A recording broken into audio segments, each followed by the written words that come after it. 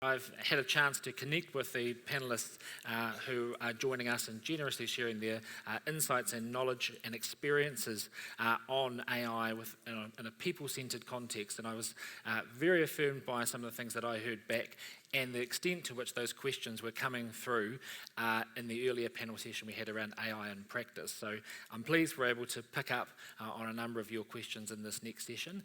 But please, the format will be exactly the same. I'll shortly invite our panellists up.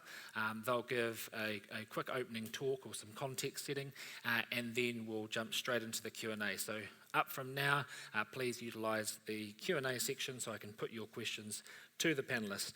I'm going to go through the introductions for all of them and then welcome them up on stage. So our first speaker is Jonathan Glenister from Datacom. We're really lucky to have Jonathan with us today. He has decades of experience in leading technical and digital projects, but over the last couple of years, he's been right on the edge of how AI is getting embedded within teams and within organisations.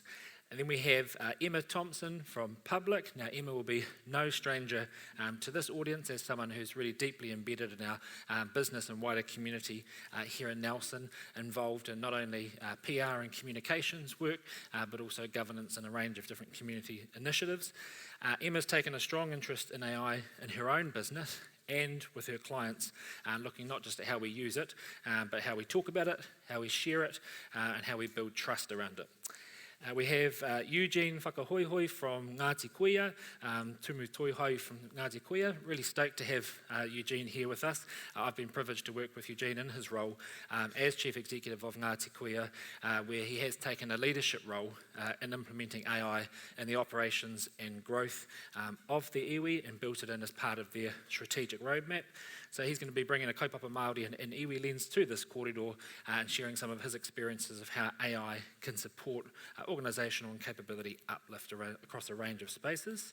And then last but not least, we have Christen Killick from Making Teams Work. And Christen has a background in aviation and team psychology. Her experience is helping leaders build trust and clarity in times of rapid change. And we are very much in times of rapid change. So Christen's focus is on communication and safety in this evolving space, which is such an important part of this topic of AI that we're all grappling with. And I have to give you some credit, Eugene. I insisted that there was only 3 of you on the panel when you asked earlier, and you were right, there's 4 of you, so don't listen to anything I say today. I even went and double-checked, but clearly not very well. Okay, so we have our 4 panellists here. Format is the same, as I said. Please keep the questions rolling. We'll hear from those panellists in the order that I announced them, so I won't reintroduce them. We can just roll through. First up, it's Jonathan. Please welcome Jonathan to the stage. So my role at Datacom is I sit in the strategy domain. To be honest, I'm more interested in activation. Strategies get great, but prioritise and act. I'm going to talk to you about signals that you guys can decide on how you form your ideas around the future of work, yeah? Let's go back, first of all. It's an often overplayed example of the Industrial Revolution, but I think there's interest at 2 levels. Things that you see that relate to the AI change now and things that are different. So some similarities affected a lot of people. A difference, a much longer transition, 70 to 100 years to affect people. Something that's kind of hidden, I guess, initially, as you think about that big change as people move from arable environments where they lived on the land to operating machines, is the social change it drove, with people moving into big cities. And also from that, over time, their children got a whole new range of jobs, becoming teachers within that city, which they may never have got the chance to do in that arable setting. Something else which I think is very relevant to AI is that these new businesses or industries were highly unregulated, yeah? Now, I know as business owners or leaders in your various sectors, regulation can be a boon or a challenge, but in the case of the Industrial Revolution, it did lead to, dirty working conditions, some really pretty horrific inequities in who made the money. But over time, we started to see the establishment of, unions and workers' rights. And we think about creatives and AI, I think it's quite pertinent to mention that. Equally, and then I'll move on, the Luddites revolted against, they were revolting, but they revolted against the machinery that was taking away their jobs. And we haven't seen it in a big way, but potentially CGI in the film industry gives you a sense that people are not fully happy on the trajectory. Echoes, I guess, in other industries, robots in the manufacturing of cars, and you can see a similar kind of vein, took away dangerous work, but people had to retrain in a much shorter time frame. I mentioned signals. So for me, signals are those clues that tell you where to go. I was quite a good mountain biker, not so much these days. But when I'm looking down the track, I'm always looking quite far ahead. Doesn't mean I'm going to, freak out because there's a tree, but I'm aware of that tree, and I make a judgment call based on those signals. So here's a few. So MB commissioned 2 reports in 2023 and 2024. This is the second of them, and it addressed about 1,500 workers. I've cherry-picked, as you can do with stats. The one I like of these is that bottom one that, although most people have heard of it, actually when you dug into it, people can't really explain it. And I think it talks a lot to where we need to go. You in this room, I'm sure, are advocates for and users of, but there's a lot of people need to go on a journey, and there'll be different pathways to get there. And part of what we need to do is support those people. This is maybe more confronting. I always worry the hype and the clickbait of AI, what's true and what's fake. But there's some big numbers touted in the US, which at the moment, I think, leads in AI adoption. And Meta cutting 3,600 jobs. But equally, the start of the backlash, yeah? The DeLonghi CEO made a comment about AI first. And I get it. We all want to have productivity efficiencies. But where's the human in that? And there was a real backlash on social media. And now he's changed his tone. So now AI will support a human-centered way. And I think that's important, and it's come out today. So I'm pleased to hear that. This is just a little tip. If you're a strategist, you've got to show a framework. So I will. I stole this, Institute of Futures. So it's the idea of take 3 horizons. I would say, in this first horizon, we're probably past. You could also think of Horizon 1 as being about truth when it comes to large language models. Do we believe it? It's hallucinating. But now we're getting into agentic AI that potentially can be specialist, and it can goal set for itself. Where it goes next, I don't know, and we can all guess. But the idea with the 2 curves is to try to listen for signals. When you see signals, think about what they mean to your business. If they mean something, plan to do something. And the curve on the bottom shows the signals rising up. The curve on the top shows your current business model changing. And it's about that tipping point when you flip over. I will leave you with some questions, because you get to give all the questions to us. Someone will give some to you. The one I care about the most is the last one.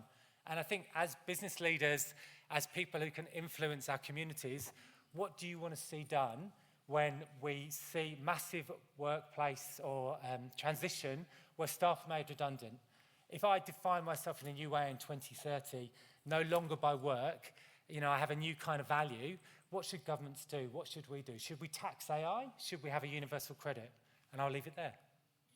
Kia ora. I just want to say I'm actually still buzzing from Janssen's talk this morning. And I think we all were. His authenticity and no filter, I think we all really resonated with that, and I congratulate him for just being who he is. And the engagement I think we all had with that, right? Like everyone was laughing, everyone was engaging, and I think it just shows, again, one of the points that we've been talking about today is the importance of humans in this discussion, and I think that was a really good demonstration of that. Meanwhile, I have some humans. Oops. I'll go backwards. These are my humans. This is my team at Publik Agency. And we come together as a small business who is looking at these opportunities and also the risks around AI to our business, especially because we are in the creative industry and are acutely aware of the risk to that, to our future. And it's something that we started looking at a couple of years ago, and we did have an opportunity to sort of hide from it, and I probably did to begin with, and then thought, no, we have to go full into this. We have to look at the risk to our business and our future, but also the opportunities, and to our clients who are also grappling with this as businesses. There are different structures in there, so you've got quite a flat management structure, others with governance structures, as well as the operations. So we do have also experience in our team in governance. So I think when we're talking about reputation a lot in our work, risk is part of that. So yeah, we come together with that kind of part of our story. I don't even need to say about this slide anymore. It's funny, you sort of create these slides in a vacuum of what others are talking about. But what we have learnt today, and it was addressed actually by Venus as soon as we walked in the door, a vast majority of businesses are experimenting with AI. I think even this room felt like more than 83%. So it is embedded in a lot of the tools we are already using. You can't avoid that. And it's also, as Richard Butler said earlier, things like ChatGPT, we are playing in that space as well with these subscription-based tools. So it is absolutely everywhere. However, here's the rub and the risk that I get concerned about, is this particular study, and it's certainly something that I've experienced, is that we don't have mature AI governance frameworks around that. And this is something that we did address as a business ourselves. I had a team where I had early adopters, me going, oh my God, what am I going to do? And then others who certainly were really concerned about issues such as copyright, and then later environmental impact. And so you have to address those as a team. And my experience now working with 65 plus NGOs through the sandbox with Jay is that you've got your governance and your management, and then everyone has to be on the same page to make this work. Because you have those conflicts in teams. If you can't get on the same page, you're going to have that conflict. People are going to say, oh, I'm going to use it for this, and someone else is going to go, well, what if this happens? You can't just use it. And if you don't have governance frameworks around that, everyone's going to start disagreeing, and you're going to have real concerns, let alone some of the actual risks that can happen. So 3 of the top things that from this Deloitte framework study that businesses across Asia-Pac said they had concerns about is reliability errors, security vulnerabilities, and privacy issues are the 3 top concerns. But in my experience developing policy and working with businesses on this, embedding in the organisations, these are some of the other ones that are raised amongst teams and amongst boards that policy needs to address. So I just want to quickly comment on the environmental impact because that was raised earlier. And it was a concern that comes with the use of AI and the knowledge that we have around the energy use. And so some, people in the organisation are really concerned about that. And we had NGOs tell us that they're really scared of using this technology because of the impact on climate. So we looked at this in our policy development, and the first thing I sort of came up with was, okay, well, just don't use it if you don't have to, which of course is kind of impossible, and then it's not actually utilising the tool to its fullest potential. So then we took a step back and thought, well, it's not dissimilar to any supplier that you may have in your business. So if you've got, statements around your climate impact, like any supplier that you work with, you're going to look at how they're offsetting it and what they're doing in that space to make you feel comfortable. So we have added that as part of our due diligence step before we use a tool, as we go and look at that company and see what they're doing to offset their impact so that we feel comfortable with using that tool. So governance policy can sound a bit like a boring thing. And it also can take some time to sort of work with your team and to get it across the line. But it really is important to address those concerns that people have with AI use. And it means that you are safe, that you can be trusted to use the AI within your team, that you trust the tool, and that the people that you're working with, your important clients and your customers, can trust you because they know what you're doing with it, with their data, etc. So it is really important. But then, when you have those guardrails in place with your policy, you are empowered to go for it. You know that that tool has addressed all those concerns because you've got a policy, you've got procedures that support that, and then you can do the due diligence on the tool and then go for it. Of course, doing the things like Jay said as well around the frameworks as well, but it is about being empowered. So do take that step is what I do advise. Kia ora koutou. Now, I don't have slides, but I do is a couple of words that I hope will resonate and will stick.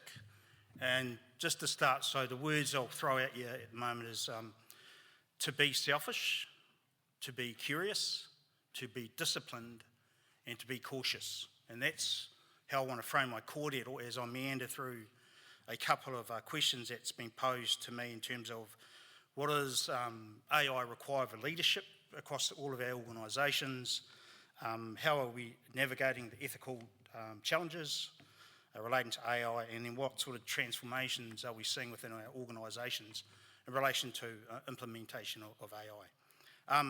I want to draw on a couple of different experiences over the last probably 10 years, from big organisations to the small organisations where I find myself today.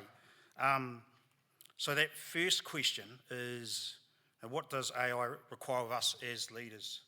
To make it really short, sharp, and probably tautoko to what's already been mentioned, probably this morning and just over the last few minutes, is that it calls for values-driven, ethical leadership, full stop, okay?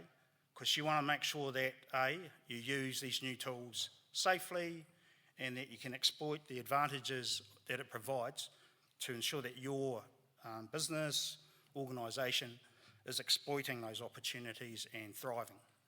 So when I look at the big organisations, so big organisations, they'll have everything from an architect, data analyst, security officers, privacy officers and bits and pieces.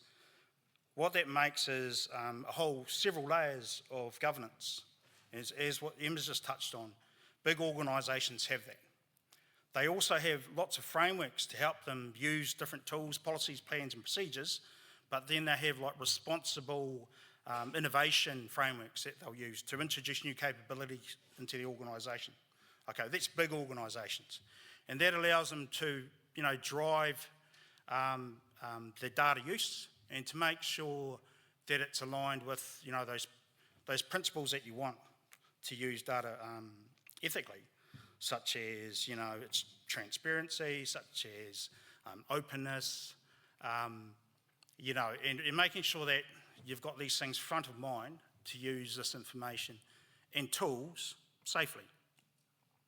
Now, for many of us in this room, you don't have an architect, you don't have security officers, you don't have all these other skills and bits and pieces that you need to maintain your governance layers, to make sure that you've got the right tools, policies, plans, procedures, to use AI safely, etc. You've probably got that one person who picked up the milk at 10 o'clock this morning that's doing all of those for your organisation, okay? So I'll go to that first B. Be selfish. You need to ensure that you have values-driven and ethical leadership embedded into your organisation. So be selfish. Think about your organisation. Think about, and it's only you that knows your organisation better than anyone else, okay? So you need to custom that governance. You need to custom those tools, policies, plans, procedures to fit your organisation. And only you can answer that question and shape it. From a Ngāti Kuia experience, we knew where we wanted to go. We know that we have to uplift whānau, we have to connect our nurture connections, and we need to restore the environment. We knew that AI could help us get there, but we wanted to do it in a way which was safe for all of our kaimahi, our people, and for our whānau that we serve. Okay, so we did reach out, and there's some real good services in Nelson itself, but we reached out to a guy up north and just posed a question to him about, how do we do this safely? What are the things that we can do? And help us custom some tools so that we can adopt AI quickly, efficiently, and get after those really good things that AI enables, such as improved efficiency, such as increasing the value of the products and services that we deliver on behalf and for whānau. So all those things that you probably want to do within your organisation. So he came, had a chat. We, he pulled things apart, asked lots of questions, and then he came back to us and he gave us a couple of things. First thing was real sound advice. He said, get your organisation AI tool ready. Clean up your database, clean up your servers, get rid of anything that's going to create inconsistencies when you start adding all these new tools. So just clean up your backyard. So we did that and we started, and that's an ongoing challenge, and guys at CNX will tell you the same thing. It's just an ongoing challenge for us. So we're getting ready, we're getting our organisation ready. The second thing that he did is he gave us a data governance documentation, and I'll call it a thing, because it is a thing. It's just helping us to shape our approach to using AI. The last thing he gave us was an AI policy, and he's gripped that up into our roadmap for us, an AI roadmap, so that Ngāti Kuia is going to be AI ready in order to enhance the products and services that we generate and create in service of our whānau. So we're on that, and it's an ongoing thing. Now, as we've found, and you probably talked about it this morning, AI, it can enhance the delivery of things. It can make you better, more efficient. It can make you a supercharged, awesome thing. But it also has, on its dark side, can supercharge and do everything that is negative, that undermines you, etc., etc., if you use AI recklessly and unchecked. So you sort of need all of these tools and all of these structures around you to ensure that the use of AI actually supports your intentions. Now, another question that's posed, how do we keep check of it? How do we navigate the ethical terrain that AI, provides? Well, it goes back to the basics. It's about, making sure that your kaimahi, your staff, yourself are updated, you're educated, you're trained, and you're constantly looking at things. Within your policies and your structures that you've implemented, you're going to have some sort of audit system that checks the software, that checks the applications, that checks the algorithms and everything else. So real basic checks which any organisation can do on a routine basis, and be consistent with it, so that regularly you're checking your back pocket, you're making sure that the things that you're using well, you're using safely, and you know that it's going to keep your organisation in good stead. There is the last part of this question. Now, what transformation am I seeing in our organisation and organisations within our rohe? I think I'm seeing system changes. I think I'm seeing that people are adopting AI really quickly. It may have already been said, they're talking about AI being a disruptor. It's going to be a disruptor. I'd argue it's already here. It's already disrupted a lot of things. You've got people that used to do things in a particular way that no longer do that. And they've actually moved, shifted, and created setting shiftings to the organisation and all the industries that they're in. So we're seeing that already. Now, with all these changes, there's other things that we do see. I'm not seeing it myself in terms of displacement of employment, but what I'm seeing is probably the more exciting things. I'm seeing and encouraging that our kaimahi, our staff, are curious. So I'm saying, hey, be curious. Try and, it might have been introduced into our organisation for this, but they're exploring it, they're pulling it apart, they're working out other ways of using it. And that's great, because what we've seen is that from that curiosity is coming improved ways of doing things. It's contributing to almost shifting our settings within our own organisation really quickly. We've seen increase in tempo, and that's a bit of an own goal. Now I'm seeing increase of stuff coming back to me, which I'm having to check, etc., etc. But we're a small organisation, and it's always heartening to see those sort of changes at speed because of the curiosity. But the other B that I want to get at, is be disciplined. Now, there's something new that pops up online, a new tool, a new app, etc., every 2 minutes. And like I did in my when I was doing consulting, I was chasing everything every week. I'd just see it, I'd think, hey, that's awesome. Then after a lot of subscriptions and a lot of other things, I don't need all this stuff. Like, that's awesome, but it's actually going to solve a problem I don't have. So it took me a long time to actually get there. And now I know what we need is Ngāti Kuia. We just need the right stuff, and our service providers, our contractors have helped us to arrive in a place, and I think it's a good space, that we think we've got the right things. We've got a lot of work to do, but we think we've got the right things. We don't need to keep chasing the new best thing that comes along.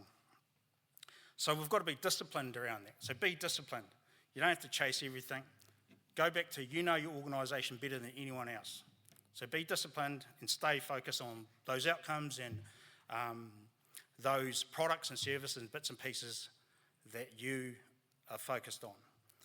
The last one, be cautious. Without a doubt, AI, like a knife, sharp, it does some cool stuff for you, but it can also do and use in a lethal form as well. So it's like playing with a knife all the time. You've got to know how to use it, you've got to use it safely. But a person with bad intentions can use it just as well in the opposite direction.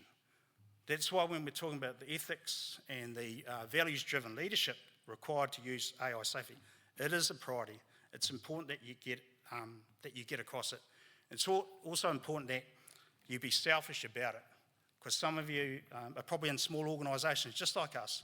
We don't have the capacity to chase and grab all the big bits and pieces that help us answer some of those ethical challenges. From the time that I had over in the States, I worked with a wonderful man, and he had a massive brain, almost had its own gravitational pull, massive. And we were talking about enhancements, human performance enhancements, everything from use of drugs, use of robotics, bits and pieces. And it was all about how do we make a person, in this case it's within a military environment, how do we make them go faster, think faster, operate more accurately for a sustained period. And it was quite exciting. But then we started talking about the ethics of it. Is it the right thing to do? We started talking about autonomous systems and using AI to support decision making so that these autonomous systems that had reasoning could actually do a lot of the work around special lethal operations. And we ended up in this spiral of ethics. And even despite this guy had the biggest brain I've ever come across, we could never land anywhere safely. So I'll go back to the other one, is if you find yourself in that ethical spiral and you're almost fear of going forward with something, I'd suggest to you, just be selfish. How much of that ethical problem do you have to solve in order for you to progress? Because failure to address your portion of the ethical problem could result in you missing out on opportunities where you, as a competitor in tight markets, etc., could be left behind. So be selfish, be curious, look around, encourage it with all your kaimahi. Think about the opportunities that you're creating and opportunities you probably haven't even thought about that are out there waiting for you. Be disciplined with it. Don't keep chasing it, because I chased it for a long time. I'm pretty comfortable where we're sitting at the moment. But most importantly, especially as leaders of your organisations responsible for people and resources, be cautious. Like, it's a wonderful gift, provides lots of opportunity, but used recklessly and unchecked can be problematic. Kia ora. Okay, I'm going to try and keep this short and sweet so we can get some question time in. My name is Christen Killick. My background is aviation. I flew as a commercial pilot for 18 years, and I have spent the last 12 odd years taking the communication and strategy that flight crews use and putting it into business teams. Aviation makes a fascinating study with what we're dealing with today. How many of you have watched air crash investigations? Right. So aviation has a 50-year lead on studying the human aspects of how we integrate properly together. The conversations that we have, the language that we use, how we communicate, and communication as a strategy. Aviation has understood for the last 50 years and added to it. It has, any of you get bored, you can look up crew resource management as a subject. That communication, culture, and strategy are three interwoven levers, and you can't pull one without affecting the others. So in terms of the new frontier that we are arriving in, I think that my perspective is we are currently at a peak in terms of our human civilization and use of technology. AI is going to provide us with a new peak, and in order for us to get to that new peak, we've discussed a lot about tools and what might work. What I want to talk about is how it's going to work. So between where we are now and where we're going, there's a valley. How many of you have ever implemented a new tool or strategy? How many of you have seen the human element and all the gremlins that trying to implement a new system brings up, right? How many of you have tried to get to grips with something yourself and you can feel your own gears grinding? So that's all of the good stuff that sits in the valley between where we are right now and where AI is going to take us. So what are the indicators that you're going to need to look out for, and what is the work that we have to do on the human element? Because it is us, the human beings, that are going to have to understand this, and we don't like change. This is going to be change management on an epic steroids. So AI is going to amplify whatever it is that you already have. I think it's in the same bucket as money and alcohol. Whatever is currently there, it's going to amplify it for you. Oh, I have to change my own slides. How do I do that? Oh. Okay. Capacity. Our human capacity to understand what it is that we're implementing and to adopt it is what's in that valley. It's the first thing we're going to have to deal with. What is capacity? It's what you and your team can withstand. Change is stress. How many of you observed the relative ease and watching Jansen, how light his shoulders are, compared to how heavy some of us may be feeling about what it is we can't see around the corner.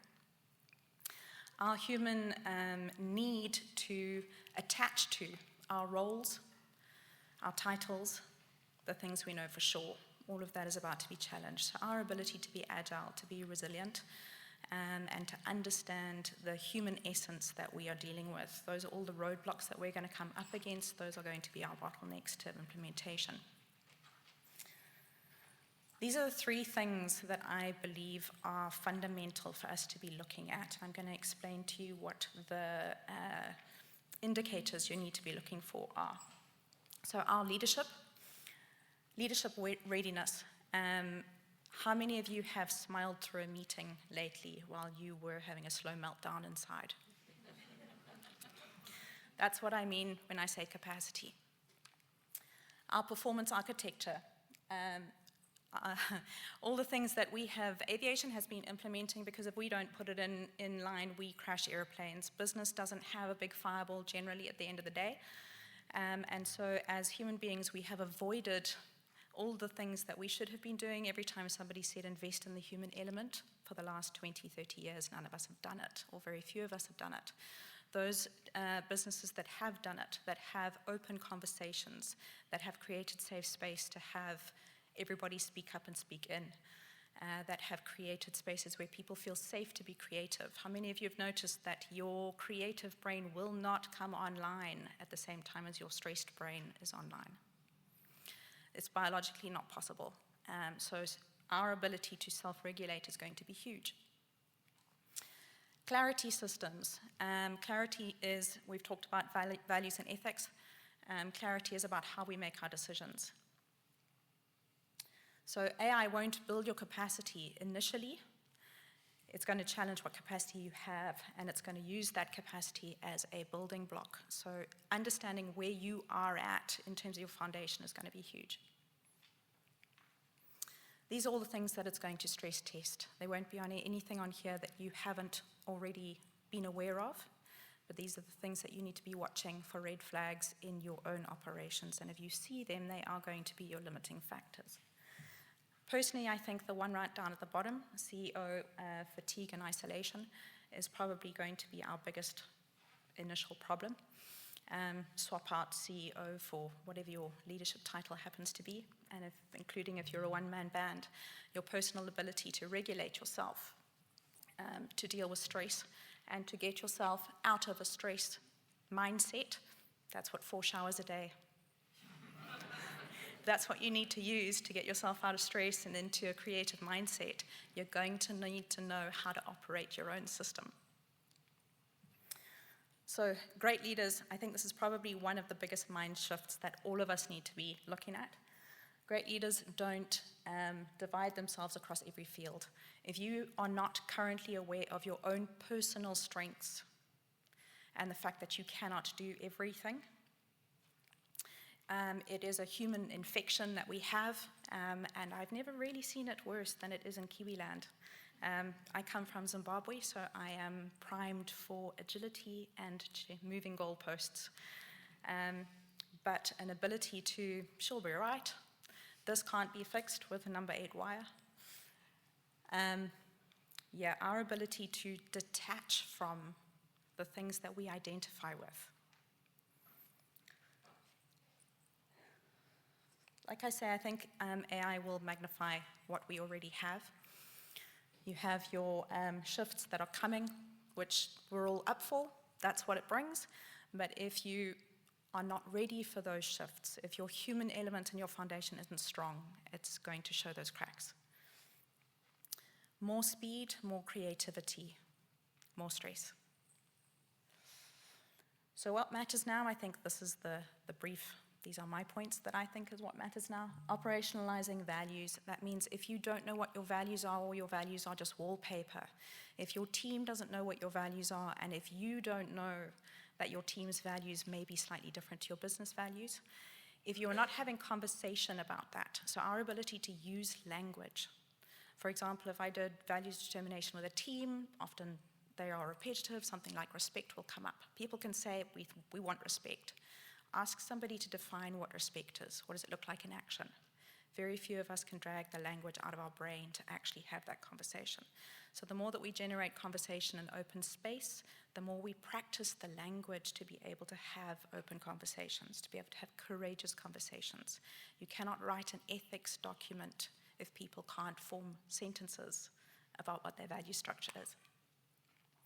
Feedback culture, psychological safety. Our ability to create safety and clarity are forefront here. If you do nothing else, figure out how to create safety and clarity in your operation. Without safety and clarity, you are not going to have the capacity to move forward. Aligned mission and regulated leaders. Start to understand what your central nervous system needs to regulate yourself. I think that's probably, on a personal level, I think that's probably going to be the most important thing. Thank you. As anticipated, there is a heap to chew through there, and not as much time as we'd like to do it. So I am going to use the Q&A tool to allow people to upvote the questions I'd like to get to first, of course, because with 4 panellists we won't get through all of them, but we'll do our best. The first one has been there from the outset of the session, and I think underpins everything that we've heard from those 4 excellent presentations. How can you facilitate people to grow into effective critical thinkers? We heard this morning that critical thinking is going to be the most effective or the most important thing to have moving forward. So how have you provided those for those pathways in your own organisations and your own experiences if you need to see that culture shift? You want to pick that up? Jonathan? I guess for me, it's funny, Jansen was talking about CVs, and I'm the same, I don't really read them. I try to judge a person based on their curiosity. As I was saying, for me, is about, can you create an environment where people could be curious? Don't always set bounds on people. If you look for the best in them, give them some frameworks in which to work, maybe set some outcomes. Don't tell them what to do or how to do it, but give them an open framework in which to operate. Yeah, that. I think we still have human superpowers, and I think that if you recognise what they are in your organisation and with your team and allow those things to be a huge part of what you do and let AI be the boring admin elements, then you're going to get that critical thinking. If you're always having that engagement, those opportunities for engagement, and to allow your humans to do what they're best at, then you will continue to be critical thinkers. Well, then I can't help but ask one of the questions that I had selfishly, which is for you, Emma, really around the communications piece, because you talked about you just mentioned automating the things we don't like or the things that don't suit our human superpowers that we can automate. But obviously, one of the things that people go to quite quickly is communications. Is your experience? Well, it's a very loaded question, to be honest. Are we becoming a bit more dull in our communications through AI? And are you seeing an emphasis, I guess, on use of AI in ways where we're losing that human touch and losing that magic? What are you seeing in your work? Yeah, I think we are in danger of that, and I think it's really fun to play with these tools and go, right, can you write me something like this? But actually, I went to a workshop last week, and Tim from Digital Diligence was speaking, and he's from a technology background and doing a lot of this development, and yet he said in one of his opening slides, and he showed us an example of a LinkedIn post that he had done and one that AI did, and you could tell the difference. And his view was, if it's your public-facing content and narrative, it should be authentically yours. And we do notice that we can pick AI a mile away. And I'm not saying don't use it for content, but you can pick it a mile away. I mean, another example is I had a client give me a media release and go, here's a media release, if you could, go pitch it. And I had to ring him and say, well, do you actually want this placed in media? Because the news angle was completely wrong. It was not contextualised around what was actually happening in the community, and the media would know straight away and wouldn't publish it. Whereas, again, the authenticity of us engaging in our communities and knowing what's going on and knowing what the agendas are and what matters enables us to still produce content that really resonates and gets the impact that you want to have. And just building on that, and I promise I'll come back to your questions, but I'm on one here. We've talked about, you all in various ways highlighted the idea of transparency. So we had values and ethical leadership. What are we grappling with transparency at the moment? Because everyone, as far as I could tell, stood up this morning to say they were using AI tools. I'll be interested to know how many are being overt about their use of AI tools, or whether that's being communicated, internally, which you've shared examples of. So, what are you seeing in terms of transparency? And anyone can pick up on this. And do you think that is a change that's coming through, where we need to change how we're communicating or talking about AI, going from all using it to actually, are we aware of that? Can I answer one more and then I will be done? And then I'm done and can relax. Transparency is key to us and is a really big, important part of our policy.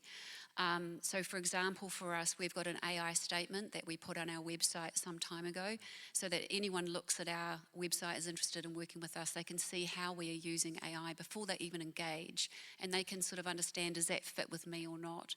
And all our clients got that statement as well. So we are really open, and I'll just give you one example. A week or so ago, apparently, I had nothing to do with it, I heard the story, a meeting was had with some of Nelson's sector leaders, and someone had a transcribe, meeting bot in the meeting, and so their secretary had tagged it to that person, so every time they have an online meeting, it's activated.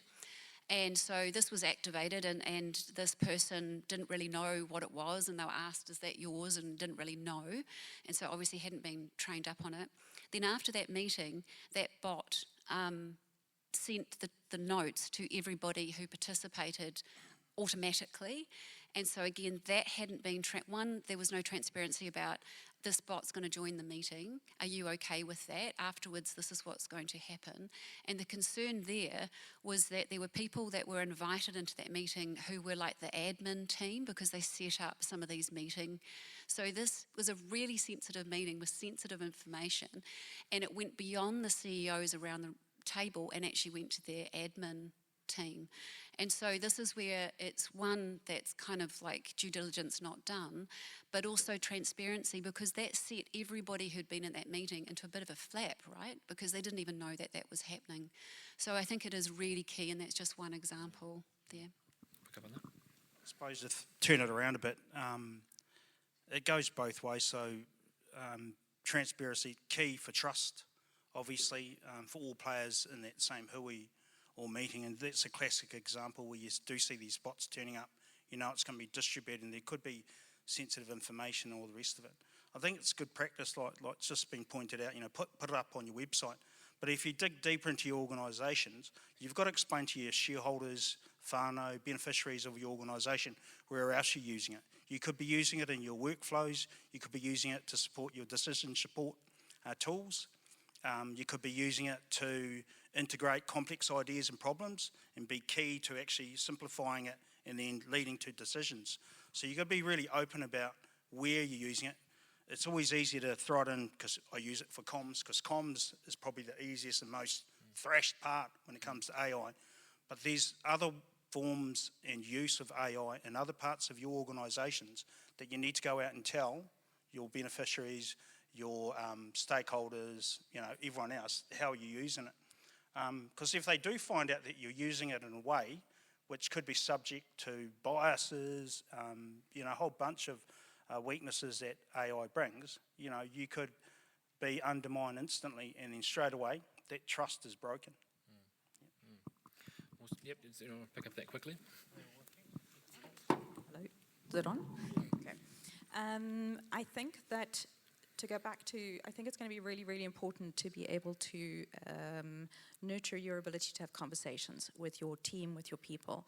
I think there are still a lot of businesses out there who have a flat-out policy of we don't use AI or we don't use ChatGPT, and I think that ship has sailed. I think that most teams, even when you're saying we don't do that, somebody is doing that. So the ability to be open and transparent, creating critical thinking. It's very hard to be a critical thinker if you only have your perspective. When we generate conversations that allow everybody else to share their perspectives, that is what allows us to become more critical in our thinking. What most people don't have, and the reason that a lot of people won't open up conversations, is you have no communication strategy. So people are concerned about the time and effort that it's going to take if you open up the floor.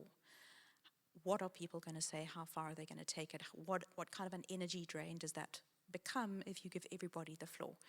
So having a communication strategy and being able to say to people, this is how we want to operate, becomes really important. Also the ability to use a conversation as a learning tool. So give your team, for example, something that you want to have a conversation about, ask them to go and research it using AI. Ask them to formulate a point of view from that, and then to come and argue that as a human. So they are able to use a tool, but they are also able to come and bring their human reasoning. They have to be able to debate that or argue their point that they have come to. Nobody's point being right or wrong, but it just being an open conversation. The more that we can open up and discuss things, the less things are happening behind closed doors, the less fear is a limiting factor.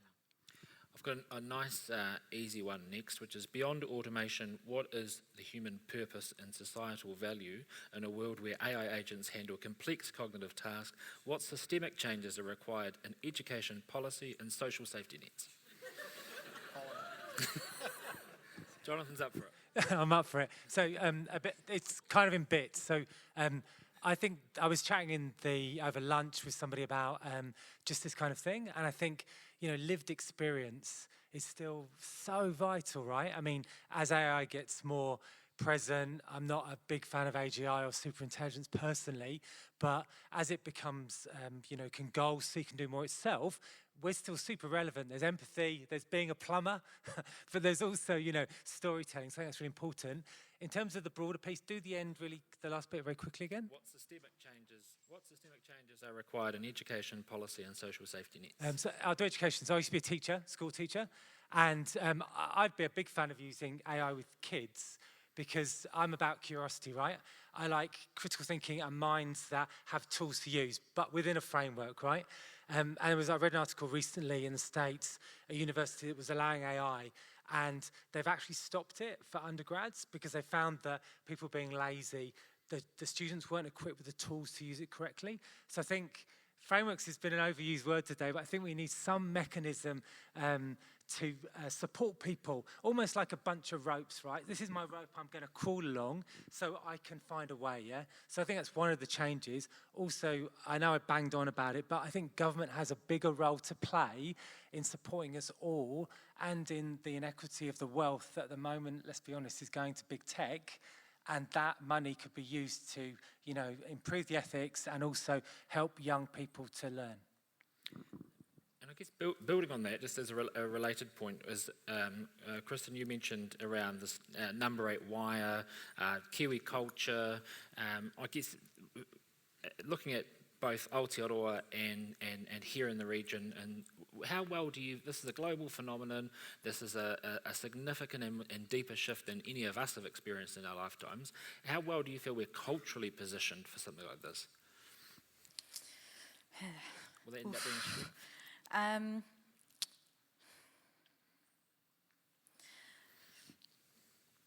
trying to figure out how to say this as an African, being very appreciative about the fact that I'm now in Kiwi land and the lights are on and the water runs. We're all looking forward to it now. My first thought when I picked up the microphone before you asked me that question was on the government and the education side of it. Coming from Africa, I have long done away with any illusion that the government is going to fix anything. And none of us are waiting around for any kind of a top-down response. I don't think that, yes, in terms of funding, yes, in terms of the bigger levers that have the ability to channel funds where something needs to go, absolutely. But I don't think, we've been talking about needing to change up the education system for years and years and years. It's like trying to turn a ship on a penny. It's not going to happen, I don't think, in a hurry. There may be a little bit of adoption, but the point I'm trying to get to is, I think it's our responsibility. I think it's a grassroots responsibility. I think that for those of us that are parents in the room, we will be the ones to direct our children. I don't think that we can wait around for the education facility to be doing that. And I have a similar response to the contrast for me of coming where I've come from to New Zealand is that New Zealand has an incredible structure and community that allows safety, continuity, support structure, at the absolute worst case scenarios that you're going to end up going to see wins. Where I come from, none of that exists. So there is a security here and a system structure here, but what the downside of that is that it allows a lot of, I almost want to use the word complacency. So there is a huge difference between if you talk to somebody who has lived a relatively safe and secure life here versus, for example, somebody who was in the Christchurch earthquakes. There's a different activation in that person. For people who have been through challenge or trauma of any degree, there's a different activation. There's a willingness to engage with life. There's a willingness to deal with change. That's what every single one of us needs to be cultivating and not waiting for it to come to us. We need to be at least being curious, being courageous. Thank you for that. I'll go to the question that's been upvoted the most, which is from Ako Biswas, which is, what strategies can employers adopt to prepare their existing workforce for the integration of AI? And I think the second part of this question is a very interesting point to pick up on for us too, which is whilst also alleviating any anxiety it may cause. So from your experiences with the adoption, we talked about being curious, but actually the workforce discussions and things we've been having today, there's a lot of anxiety and fear around AI as well. So what advice do you have for those in the audience who are all responsible for workforces and teams in one way or another? I'll do a really quick one. So for me, it's about involving your staff in the decision making.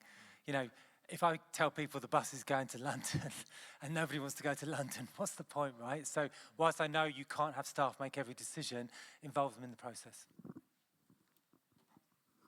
Yeah, I'll say that as a small team, we're lucky we can do this. So my team's been along the journey right from the word go of putting the toe in and developing policy and then setting up channels where we can have conversations. I'm the designated AI officer, so there's one person, therefore, in our organisation who has to take concerns and conversations seriously and act on them. So that's a good way of doing it. Don't let it kind of scatter around. And yeah, just I think having those channels, we stop, we do training, we have that conversation, we reset our procedures and we sort of carry on. And just a little one too, reading the room. You know, I've had sessions with not-for-profits and other businesses, and you can pick up the body language of the person who's actually not there. And so you may not want to address that right on the spot, but you can have a separate meeting and go, hey, I noticed that maybe you're still a bit concerned about that piece. Should we have a separate conversation? What I'm seeing in our workplaces and spaces where I am, it is probably by demographic as well, age group in particular. We do see, or where I do see, resistance to these sort of opportunities and tools. I've noticed that the younger the demographic becomes, the more curious they are, and they explore, they break, they pull apart. So, you know, we do see differences in our workforce already. I tautoko the comment, you know, it's training, and more training to make right, but it's also about creating the right space where they feel safe to experiment, safe with the technologies. Some may come from a background where they haven't been exposed to so much in such a short time period. So it takes, you know, for some, it's a brave step. So how do you as a leader in your organisation create those safe spaces so that it's sometimes resistant kaimahi feel safe to experiment and to make AI normal for them? Brief last point there, Christen. Yeah. I think that leadership is going to have a huge amount to do with that. And I think that as in a family, your team will take on whatever it is that you are putting out as a leader. So when we talk about fear in our teams, I think it's relevant to self-examine first and figure out how you are dealing with the fear within yourself. Because I think as leaders, a lot of people try and put a brave foot forward. You want to be seen to be having all the answers. Now is the time to be putting out your hand, being vulnerable with your team and saying, I don't have all the answers, but together we're going to get the answers that we need. Because if you try and mask your own fear, your team are going to feel that anyway.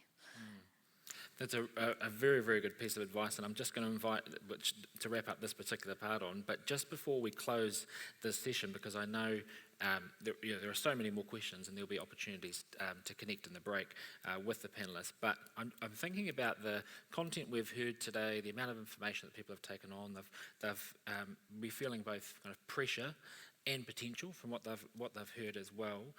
I'm thinking we've heard about, even today you just mentioned about being the AI officer, Emma, and we heard earlier about the AI committee. We've heard about frameworks and policies and things. One of the pressures people might be feeling is that the list of things to do in this space is growing. So for the people in the audience who have either just let AI run, unmanaged, unmitigated, or are resisting it completely, leaving here today, what's the first practical thing you think people should do for managing AI in their organisation? If we just have really quick inputs from each of the panel. Start with you. I think doing a round, starting with leadership and then around everybody else, of self-examining what your unique capabilities are, skill set, life experience that you bring to it. I think that is going to be very important, and I think learning to self-manage and helping other people, teaching other people to self-manage is going to be really important. Okay, relationship to it. Awesome. Jonathan? I don't think policy has to be hard, yeah? It could just be, we're going to use AI, we're going to make it visible, we talk with an authentic voice, and then it's about playtime and it's about safety, as was said, right? And if you do those three things, and talk to, as we have done, like your contemporaries, because if they've got experience, everybody wants to share at this point, I think, and so it's really powerful to do so. Thanks, John. I'll just add to the point of capacity earlier. It does take time and it does take capacity. And for other reasons, I've become a relatively good delegator and I have an amazing team. So I could keep delegating work and then free myself up, because you do need time, you do need budget, and your team needs time as well. So I think that would be something, is just to really have a look at your capacity, because otherwise you'll just get so, overwhelmed, like Jay said, and you won't do anything, or you'll just let it run. So I think really be kind to yourself. Give the capacity that's real for your organisation, and then you will be able to get onto it. Thanks.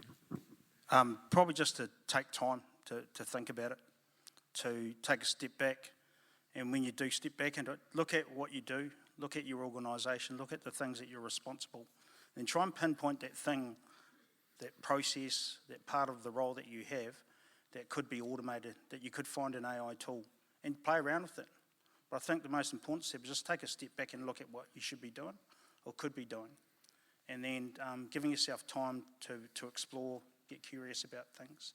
I'd expect that you'd be quite overwhelmed if you're hearing that, you need governance layers, you need all these other policies, plans and procedures to make sure that you operate efficiently. But, the biggest bit of advice is take a step back and even ask the question, do I need it? Awesome. Thank you so much. Well, you could please give a round of applause to our amazing panellists. Thank you so much for your contributions. I'll let you go.